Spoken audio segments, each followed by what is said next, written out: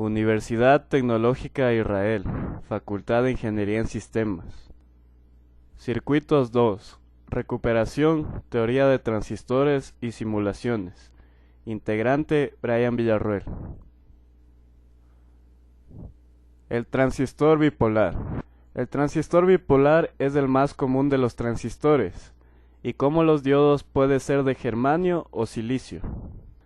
Existen dos tipos de transistores, el NPN y el PNP, y la dirección del flujo de la corriente en cada caso lo indica la flecha que se ve en el gráfico de cada tipo de transistor. El transistor es un dispositivo de tres patillas con los siguientes nombres: base B, colector C y emisor E, coincidiendo siempre el emisor con la patilla que tiene la flecha en el gráfico de transistor. El transistor bipolar es un amplificador de corriente. Esto quiere decir que si le introducimos una cantidad de corriente por una de sus patillas base, él entregará por otra emisor una cantidad mayor a esta. Es un factor que se llama amplificación. Este factor se llama beta y es un dato propio de cada transistor. Entonces, la corriente del colector, corriente que pasa por la patilla del colector, es igual a beta, que es el factor de amplificación. Y por la corriente de base, la corriente que pasa por la patilla de base, nos da como resultado que la corriente del colector es igual a base por corriente de base. La corriente del emisor, corriente que pasa por la patilla del emisor, es del mismo valor que la corriente del colector, solo que la corriente en un caso entra al transistor y en el otro caso sale de él, o viceversa. Zonas de funcionamiento. Zona de saturación.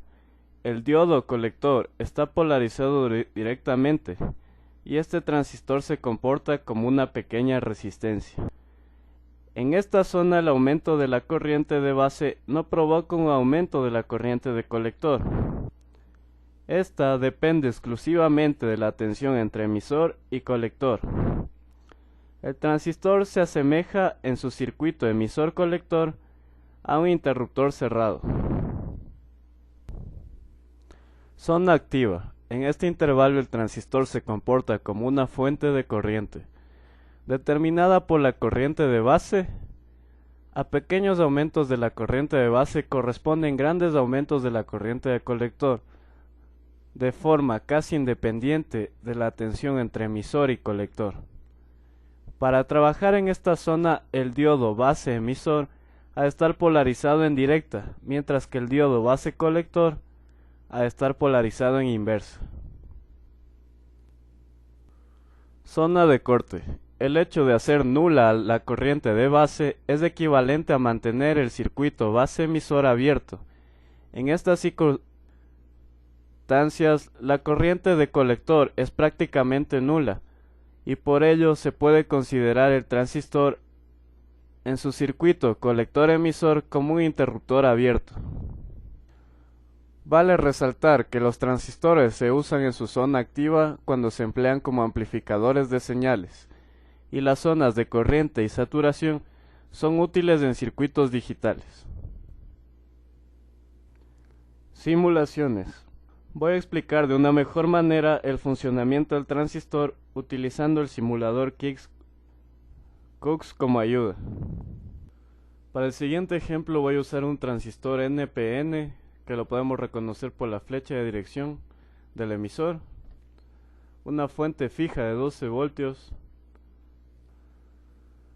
También debemos tener en cuenta que necesitamos una resistencia de base y una resistencia de colector, pero debemos resaltar que la resistencia de base siempre debe ser mucho más alta que la resistencia de colector para que pueda funcionar. Como pueden ver, voy a usar un beta de 100.